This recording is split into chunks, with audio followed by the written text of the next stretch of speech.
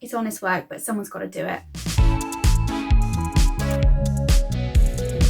I have to say, Ailey can go die in a hole.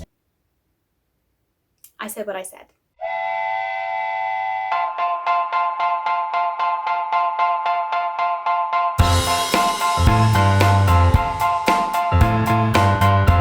Well, hi, hello, howdy, and welcome back to my channel. My name is Liberty, and you are here to join me for the second part of my quest to find the best queer YA romance out there. It's not much, but it's honest work. As you saw in the last episode, go and watch it if you haven't already. A, I slightly lost my mind making the tournament brackets, but B, I just love these books with my whole damn heart, and frankly, at this point, I would rather be reading them than doing my degree, which is good because I've decided I'm having a long weekend off. Are you up to date on your degree work, you ask? No. As a reminder, here is the tournament bracket. As you can see, there are new additions because I've been doing more research, yes, more procrastination in my degree, and I've added many more books to this beautiful roster. You can also see that Perfect on Paper has been put as the winner for the last episode. Now, last time we discussed Perfect on Paper versus Cinderella is Dead. This time, I have another fun little pairing for you. It is Hani and Ishu's Guide to Fake Dating by Adiba, Jaigirdar, and it is against The Song of Achilles by Madeleine Miller. Yes, that is steep competition. And I'm not wholly confident that Hani and Ishu's Guide to Fake Dating can live up to one of my favourite books from last year, but we shall see. You never know. It could hit that beautiful, wholesome spot. It will undoubtedly win on the points front in the diverse category. The diversity of Song of Achilles does come from nymphs and the occasional enslaved woman. I have Hani and Ishu on my Kindle, which I'm about to start, but my Song of Achilles copy is at home. Unfortunate, we're just going to have to make do. So anyway, to just quickly recap the criteria here: 1, diversity of characters; 2, interesting plot lines; 3, development of plot and characters; and 4, just how damn happy it makes me, because that's really what reading is all about, no? I'm extremely pleased that you're on this journey with me, and I will obviously update you as I go along. See you later.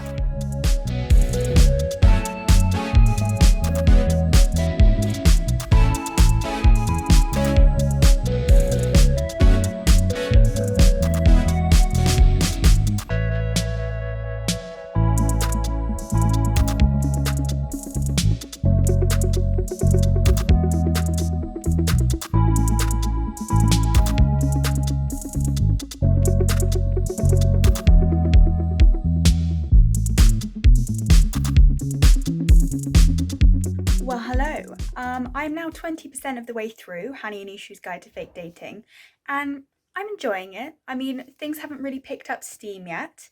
They've just decided to start the fake dating, eponymous. My immediate impression is, firstly, that I don't really like Ishu. Obviously, I feel like that's the point. Like, she's not written to be nice or approachable or anything, but it's like to the extent that she's actually just kind of rude and an asshole. So not sure how I feel about that. I mean, I hope there's a redemption arc. I'm sure that there is supposed to be, because it also seems like the reason she's like that is because she has an extremely emotionally unavailable family. I don't know if it's to the extent of like emotional abuse, but it's certainly kind of along the same lines as parentification. It's effectively just like forcing her and her sister to grow up too fast and be perfect, and like that is a recipe for disaster for someone's emotional well-being. So it makes sense that Isha is like this, but it's also like, eh. But in other news, Hani is quite an interesting character, although I'm not sure how I'm feeling about the whole plot point where like the reason she and Ishu are fake dating is because of her friends being shitty. I won't be specific, but like interesting, possibly realistic, but also possibly very much not. The whole biphobia thing, extremely realistic, let's be honest, and I did think that was interesting to like portray, but also I was sat there in frustration like, Hani, just tell them they're being shitty, like your friends are clearly shitty, just tell them to fuck off. But I'm not 17 or however old they are anymore, but like realistically, would I have said these things to people? Like, would I have actually been capable of saying these things to people's faces, like, in 17, 18 years of age kind of era. I don't know. But anyway, interested to see how the story develops. I was also completely thrown off that it's set in Ireland, by the way. I don't know why I didn't even kind of check what the story is about before I went in, but like when they were all like, oh yeah, we live in Ireland, I was like, sorry? Okay, cool, fun. Was not expecting that, but here we are. So that's fun. And it also explains the fact that like they're both Bengali in this extremely white situation, and like that's obviously kind of leading to a major part of these plot points, blah blah blah. So that's cool, interesting, very interesting kind of representation of like white people being shitty basically. So here we are, and yeah, I'm enjoying it. Excuse the bedhead, I have not got dressed yet. Yes, it is nearly midday, we don't need to talk about it. I got much further through Hani and Ishu last night. I am now 60% of the way through, which is, you know, quite substantial. I think we're entering the kind of gonna get good bit before the Act 3 crisis, you know which bit I mean. And here's what I have to say. You know how I said I didn't like Ishu? Retracted. She is now awesome. So is Hani. I just love them together in a general way. They are great. I also am intrigued to find out that this has a kind of grumpy sunshine situation. So that's fun and cute. And also really appreciating the discussion of Islamophobia. That's very well done and like a very important topic, of course, especially to kind of introduce to young adults. However, I'm a little bit confused to find out it's in Dublin. Honestly, I was kind of envisioning a weirdly rural situation, which maybe accounts for like the extent of the obliviousness and or outright ignorance of some of the white characters. But like Dublin, that's like a pretty big city. Why? Maybe I just have more faith in people than is maybe deserving. At this point, I can say that I'm very much enjoying this book, and it is certainly diverse in characters and certainly got some interesting storylines.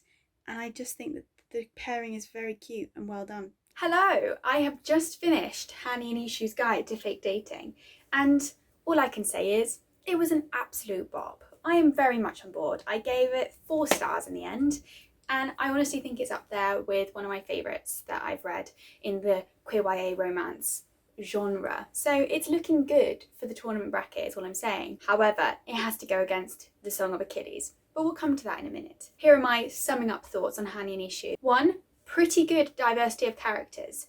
Obviously, the 2 main characters are both Bengali women, so queer Bengali women, one of whom is Muslim, is quite a diverse demographic to be representing, and I really love that for them. However, there were very few other queer characters even slightly mentioned, so there wasn't kind of a diversity of the queer community, although that does make sense because especially for Hani, she is part of the Muslim community, and though she hears of one other queer Muslim, for her it's very much a kind of a difficult thing to share with others. And for Ishu, she cannot come out to her family at all, her parents at least. And that makes sense because there is quite often homophobia and biphobia and all these things within ethnic minority communities, particularly South Asian communities.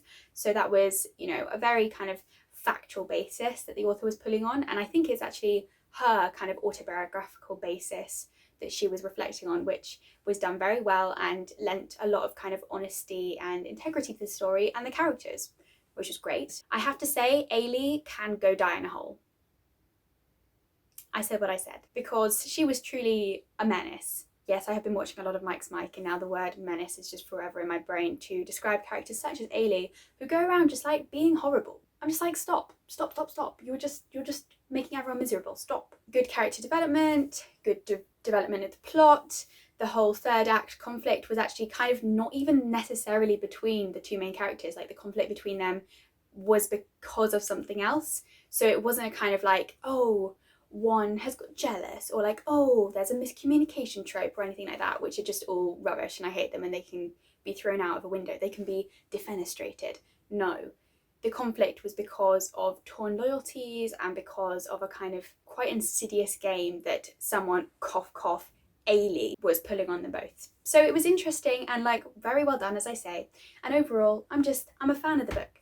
I'm a fan of the book. However, I was kneeling up so I would be in better shot of the camera. I hope you can still see me because I cannot kneel up anymore. My legs can't stand it. However, we have to compare Hani and Ishu to The Song of Achilles We all know how I feel about the Song of Achilles. I mentioned it in my Best Books of 2021 video if you want to go and see that. And really, to sum it all up, I thought it was just beautiful.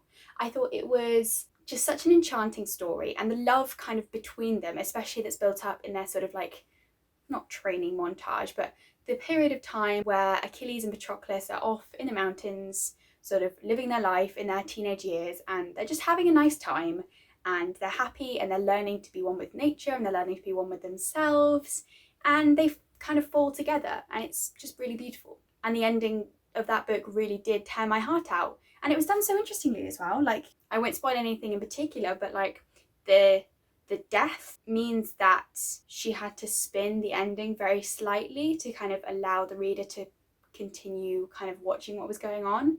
And it really was quite like mournful, and like the idea that statues and tributes and things like that can kind of hold a memory of people, which was just...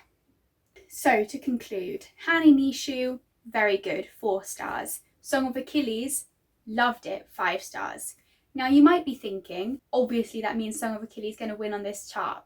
And honestly, that was my first impression, but now I'm thinking about it and I'm like, I've given myself these 4 criteria for a reason. Once again, diversity of characters, interesting plot, development of plot and or characters makes me happy. And like, first of all, Song of Achilles didn't necessarily make me happy for much of the book. In fact, it kind of devastated me for most of the book.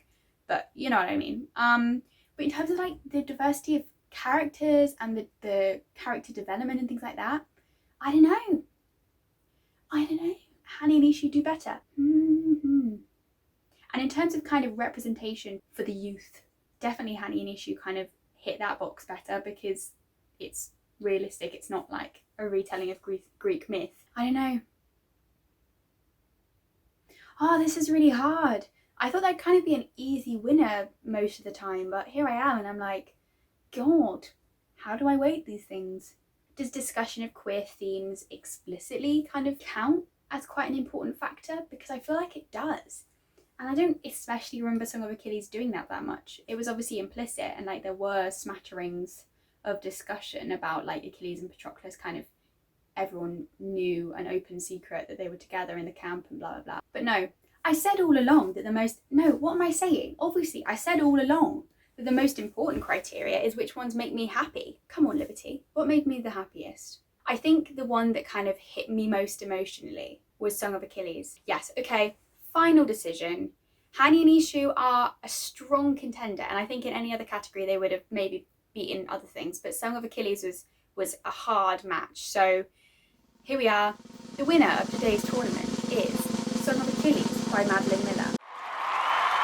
Good job, Song of Achilles. Once again, you triumph. We kind of all saw this coming, but I did have a slight confusion there. But Hani and Ishu, I would really say, like, go and read it. It was good. I was like, yeah. Especially the Islamophobia discussion. So interesting and important. Here we are. That's the end of the video.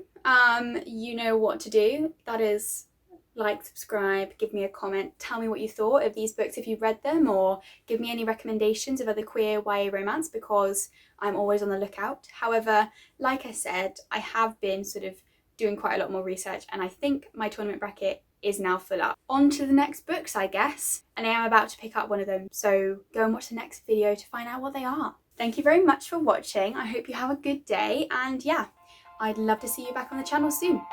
Goodbye!